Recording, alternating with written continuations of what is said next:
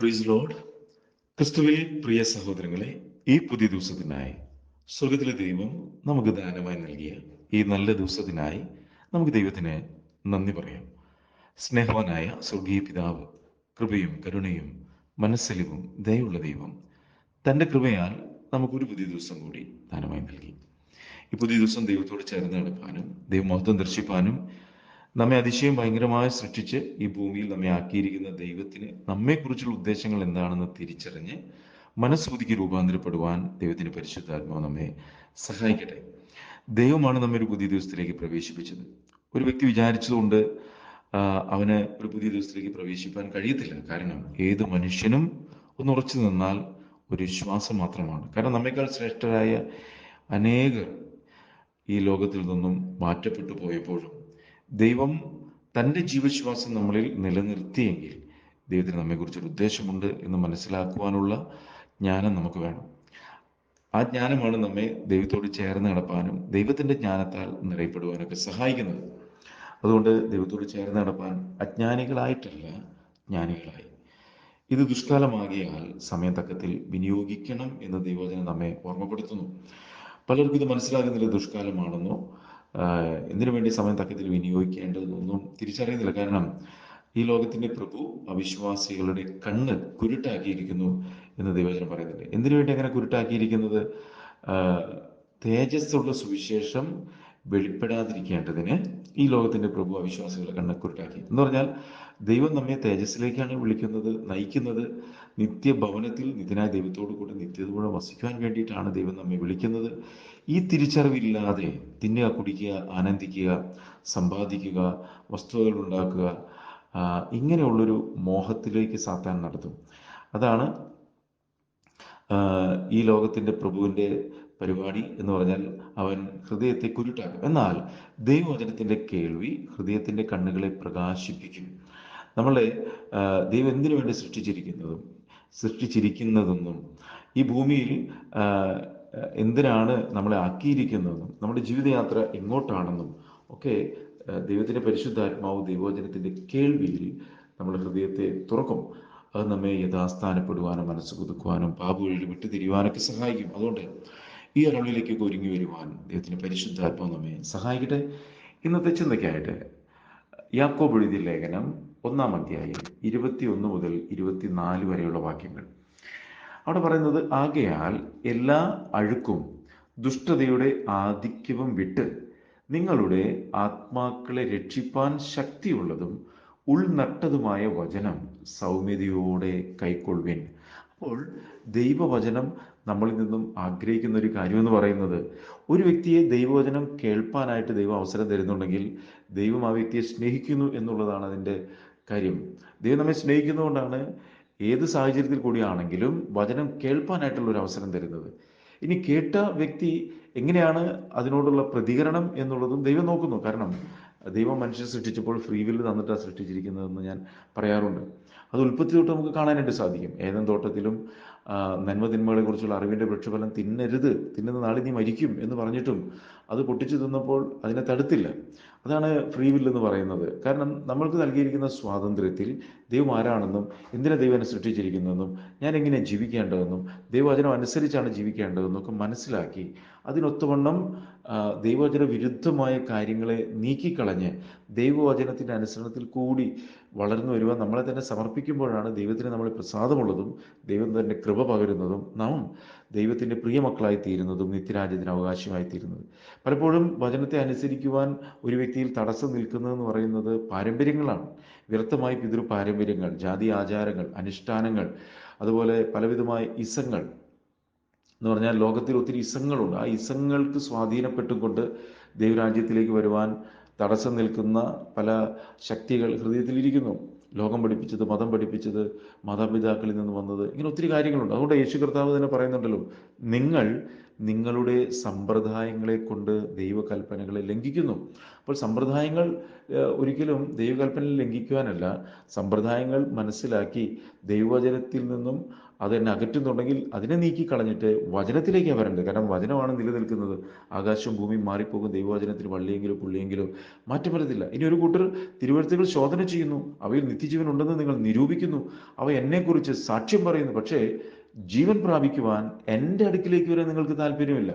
ആണ്, ഒരു വ്യക്തിക്ക് ജീവൻ പ്രാപിക്കണമെങ്കിൽ, സമൃദ്ധിയായ ജീവൻ ഉണ്ടാകണമെങ്കിൽ, നിത്യജീവൻ ഉണ്ടാകണമെങ്കിൽ അവൻ്റെ പാരമ്പര്യങ്ങളോ സമ്പ്രദായങ്ങളോ അവനെ നിത്യജീവനിലേക്ക് കൊണ്ടുപോകത്തില്ല.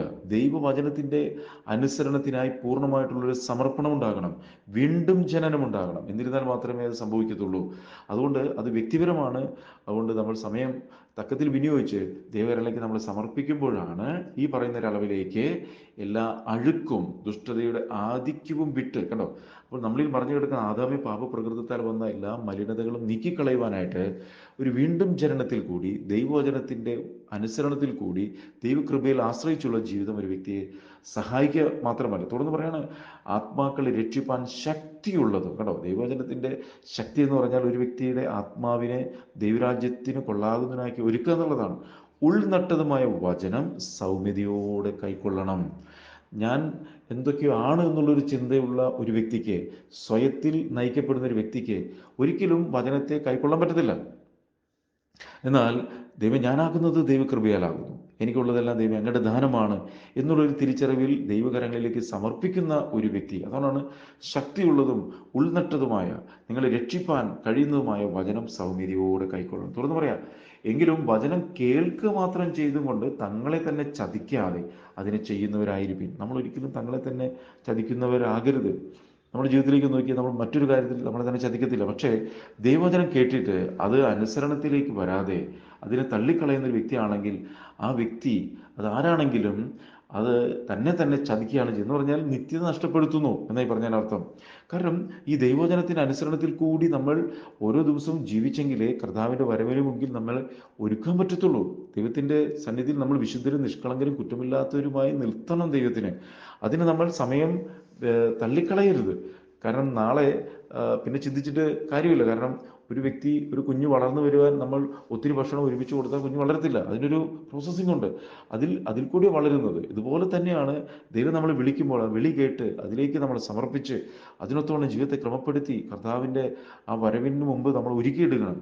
അവിടെ പറയട്ടെ, വചനം കേട്ട് ചതിക്കില്ലേ, അതിനെ ചെയ്യുന്നവരായിരിക്കും. നമുക്ക് എത്ര കൃത്യതയോടുകൂടി വചനം പറയുന്നത്. വചനം കേട്ട് ഈ ചെവിക്കൂടെ കേട്ട് ആ ചെവിക്കൂടെ കളയാൻ വേണ്ടിയിട്ടല്ല, കേട്ട് ചെയ്യണം, അത് ജീവിതത്തിൽ പ്രാവർത്തികമാക്കണം, അത് അനുസരിക്കണം.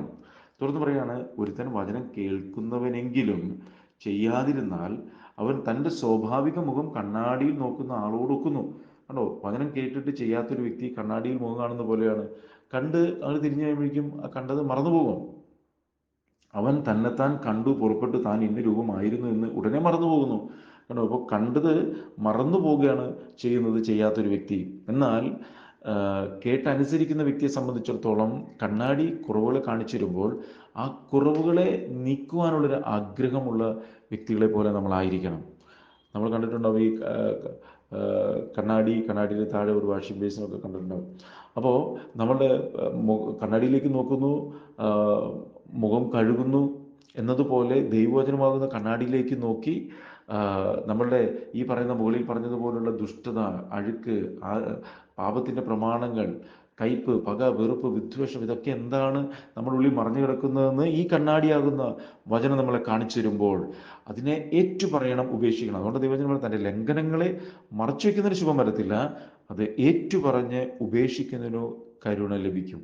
അപ്പോൾ ഈ കണ്ണാടിയിൽ കാണുന്ന പോലെ കാണുന്നു, കാര്യങ്ങൾ മനസ്സിലാകുന്നു, പക്ഷേ ഒരു വിധത്തിലുള്ള മാറ്റവും ഇല്ല എങ്കിൽ ആ വ്യക്തിയിൽ ദൈവത്തിന് പ്രസാദമില്ല. പ്രിയമുള്ളവർ, നമ്മൾ ഒരിക്കലും അങ്ങനെയുള്ളവരാകരുത്. ദൈവം നമ്മെ സ്നേഹിക്കുന്നതുകൊണ്ടാണ് വിവിധ സാഹചര്യങ്ങളിൽ കൂടി ദൈവം തൻ്റെ ഹൃദയത്തിലെ ആഗ്രഹത്തെ നമുക്ക് വെളിപ്പെടുത്തി തരുന്നത്. ദൈവം ഒരുക്കിയിരിക്കുന്ന നിത്യത എത്ര വലുതാണ്, എങ്ങനെ നമുക്ക് നഷ്ടപ്പെടുത്തി കളയാനായിട്ട് സാധിക്കും? ഇത്ര കൃത്യതയോടുകൂടി ദൈവവചനത്തിൻ്റെ അനുസരണത്തിൽ കൂടി ഒരു വ്യക്തിക്ക് ദൈവം നിത്യ തേജസ് ഒരുക്കി വെക്കുമ്പോൾ ആ തേജസ്സിനെ നഷ്ടമാക്കുന്ന ഒരു ജീവിതമല്ല നാം ജീവിക്കേണ്ടത്. ആ തേജസ്സിലേക്ക് ഓരോ ദിവസവും തേജസ്സിന്മേൽ തേജസ് പ്രാപിച്ച് അതേ പ്രതിമയായി, എന്ന് പറഞ്ഞാൽ ആ പുത്രൻ്റെ അതേ സ്വരൂപത്തോട് അനുരൂപമായി നാം തീരണം. അതിനുവേണ്ടി ദൈവം നമ്മെ വിളിച്ചിരിക്കുന്നത്, സ്വർഗീയ വിളിക്ക് ഓഹരിക്കാരാക്കിയിരിക്കുന്നത്.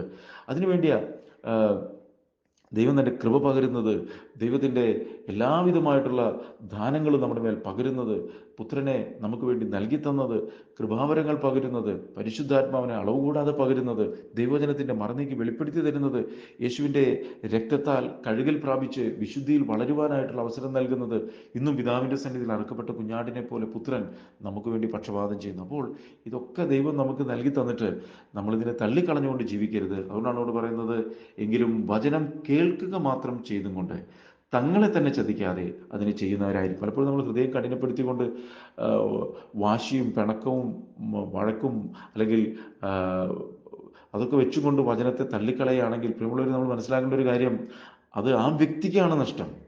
കാരണം അവനവനാണ് കണക്ക് കൊടുക്കേണ്ടത്. അവനവൻ ശരീരത്തിൽ ഇരിക്കുമ്പോൾ ചെയ്ത പ്രവൃത്തികൾ നല്ലതാകിലും തീയതാകിലും തക്കവണ്ണം പ്രാപിക്കുവാൻ ഓരോരുത്തൻ, എല്ലാവരും കൂടിയിട്ടല്ല, ഭാര്യയും ഭർത്താവും മക്കളും കൂടി ഒരുമിച്ചല്ല നിൽക്കുന്നത്, ഓരോരുത്തൻ ക്രിസ്തുവിൻ്റെ ന്യായാസനത്തിങ്കിൽ നിൽക്കേണ്ടതാണ്. നിന്റെ കാര്യവിചാരകത്തിൻ്റെ കണക്ക് ഏൽപ്പിച്ചാണ് പറയുന്നത്. ഞാൻ നീയുമായി കണക്ക് തീർക്കുന്ന നാളിൽ നിന്റെ കാൽ ഉറച്ചു നിൽക്കുമോ എന്ന ദൈവവചനം ചോദിക്കുന്നു. അപ്പോൾ നമ്മുടെ ഉത്തരവാദിത്തമാണ് ദൈവവചനത്തെ കേട്ട് അനുസരിച്ച് പ്രാഗൽഭ്യത്തോടെ ജീവിക്കുന്ന വ്യക്തിത്വങ്ങളായി തീരുക എന്നുള്ളത്. അതുകൊണ്ട് വചനം കേട്ട് ചതിക്കുന്നവരായിട്ടല്ല, കേട്ട് അതിനെ അനുസരിക്കുന്നവരായി. ഉൾനട്ട വചനം നമ്മുടെ ഹൃദയത്തിൽ ഉൾനടുവാൻ, ഉൾനട്ട വചനം സൗമ്യതയോടെ കൈക്കൊള്ളുന്ന വ്യക്തി ജീവിതങ്ങളായി തീരുവാൻ പരിശുദ്ധാത്മാവ് നമ്മെ സഹായിക്കട്ടെ. പ്രാർത്ഥിക്കാം. കർത്താവ് സ്വർഗ്ഗസ്ഥ പിതാവേ, അളവറ്റ കൃപയും കരുണയും സ്നേഹം ഞങ്ങളുടെ മേൽ പകരുന്ന ദൈവമേ, അങ്ങ് ഞങ്ങൾ എത്രമാത്രം സ്നേഹിക്കുന്നു. അങ്ങയുടെ സ്നേഹത്തിൻ്റെ വീതിയും നീളവും ഉയരവും ആഴമൊക്കെ അനുഭവിപ്പാൻ അങ്ങ് കർത്താവെ നൽകുന്ന എല്ലാ അവസരങ്ങളും തിരിച്ചറിഞ്ഞുകൊണ്ട് ദൈവകൃപയിൽ ആശ്രയിച്ച് മനസ്സിനെ പുതുക്കി പാപപ്രമാണങ്ങളെ വിട്ടുതിരിഞ്ഞ് നിത്യ തേജസ്സിലാക്കി ജീവിപ്പാൻ ഞങ്ങളെല്ലാവരും ഈ ശബ്ദം കേൾക്കുന്ന ഓരോ മക്കളെയും അങ്ങ് സഹായിക്കണമേ, അങ്ങയുടെ കൃപ പകരണമേ എന്ന് പ്രാർത്ഥിക്കുന്ന കർത്താവേ. ദൈവത്തിൻ്റെ പരിശുദ്ധാത്മാവ് എല്ലാവരും അഭിഷേകം ചെയ്യണം. ഓരോ ഭവനങ്ങൾ സ്വർഗീയ ഭവനങ്ങളായി തീരുവാൻ, പ്രത്യേക ഭാര്യ ഭർത്തൃബന്ധം പിതാവും പുത്രനും പരിശുദ്ധാത്മാവും ഒന്നായിരിക്കുന്നത് പോലെ സ്നേഹത്തിലും ഐക്യത്തിലും ഉള്ളതായി തീരുവാൻ, സകല കുടുംബത്തിനും പേര് വരുവാൻ കാരണമായി പിതാവിൻ്റെ സന്നിധിയിൽ മുട്ടുകളെ വണങ്ങുവാൻ കർത്താവ് എല്ലാവരെയും അങ്ങ് സഹായിക്കണമെന്ന് പ്രാർത്ഥിക്കുന്നു. കൃപ പകരണം, ദുഷ്ടൻ്റെ ഇലപ്പെടാതെ കാക്കണമേ, സമാധാനം കൊണ്ട് സ്വസ്ഥത കൊണ്ട് നിറയ്ക്കണമെന്ന് പ്രാർത്ഥിക്കുന്നു. കർത്താവ് ചെയ്യുന്ന കൃപയ്ക്കായി നന്ദി. യേശു ക്രിസ്തുവിൻ നാമത്തിൽ പ്രാർത്ഥിക്കുമ്പോൾ കൃപ തോന്നി കേൾക്കണം സ്വർഗീയ പിതാവേ. ആമേൻ. God bless U.